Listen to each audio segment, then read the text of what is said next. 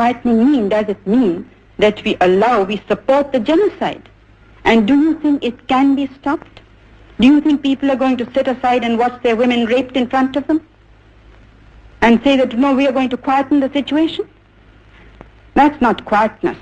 That is the worst possible type of war, is the worst possible type of violence. Modi নয়, চাই iron lady ইন্দিরাকে।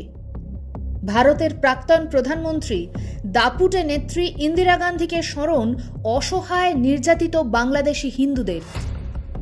পরিস্থিতির চাপে বাংলাদেশের সংখ্যালঘু হিন্দু জনগোষ্ঠীর মানুষ অভাব বোধ করছেন 1971-এর সেই ইন্দিরার। বাংলাদেশে রাজনৈতিক ও ধর্মীয় ডামাডোল চলছে। গ্রেপ্তার হয়েছেন হিন্দু সম্প্রদায়ের নেতা চিন্ময় কৃষ্ণ দাস ব্রহ্মচারী। বাংলাদেশকে সতর্ক করে কড়া বিবৃতি জারি করেছে ভারতের বিদেশ মন্ত্রক। পশ্চিমবঙ্গে বাংলাদেশের ডেপুটি হাই কমিশন অফিসের সামনে বিক্ষোভ দেখিয়েছেন বিজেপি কর্মীরা। হিন্দুত্ববাদী বিভিন্ন সংগঠন বাংলাদেশের পরিস্থিতি নিয়ে উদ্বিগ্ন। প্রতিবাদে সোচ্চার হচ্ছেন অনেকে। ভারত সরকারের কড়া বিবৃতির পাল্টা প্রতিক্রিয়া দিয়েছে বাংলাদেশ। ইউনূসের অস্থায়ী সরকার ঠারে ঠোরে ভারতকেও পাল্টা কড়া বার্তা দিয়েছে। তাদের বক্তব্যের সার কথা, ভারত যেন তাদের আভ্যন্তরীণ বিষয়ে নাক না গলায়।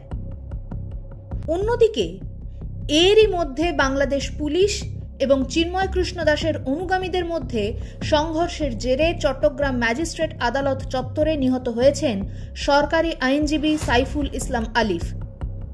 ঘটনার পর আসরে নামে ইসলামপন্থী বিভিন্ন সংগঠন। বাংলাদেশে ইসকনকে নিষিদ্ধ ঘোষণার দাবি করছে তারা। সব মিলিয়ে বাংলাদেশে হিন্দুরা চরম আতঙ্কে। এই পরিস্থিতিতে ভয়েস অফ বাংলাদেশি হিন্দু নামের একটি পেজ থেকে ইন্দিরা গান্ধীকে স্মরণ করা হয়েছে। প্রয়াত প্রাক্তন প্রধানমন্ত্রী ইন্দিরা গান্ধীর ছবি দিয়ে লেখা হয়েছে, উনি ছিলেন আয়রন লেডি। এই খারাপ সময়ে আমরা ওর অভাব বোধ করছি। अब ये बांग्लादेश पर जो पश्चिमी पाकिस्तान की लड़ाई थी, वो लड़ाई भारत पर भी आ गई है। मुझे संदेह नहीं है कि सारी भारत की जनता, सब राजनीतिक दल और सब नागरिक इस समय एक हैं। सबका संकल्प है कि इस हमले का निर्णयात्मक ढंग से समाप्त कर दिया जाए।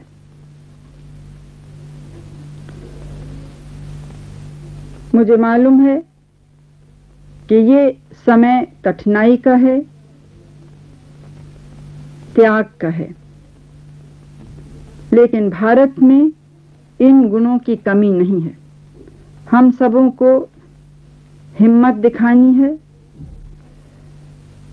दृढ़ता दिखानी है, एकता दिखानी है और इस चुनौती का सामना जोरों से करना है। मुझे जरा भी संदेह नहीं है कि विजयी भारत की जनता की, भारत की बहादुर सेना की होगी। 1971 সাল ভোলেনি দুই দেশের মানুষ। পশ্চিম পাকিস্তানের অত্যাচার, মুক্তিযোদ্ধা মুজিবুর রহমান, উদ্বাস্তু সবই আজও টাটকা।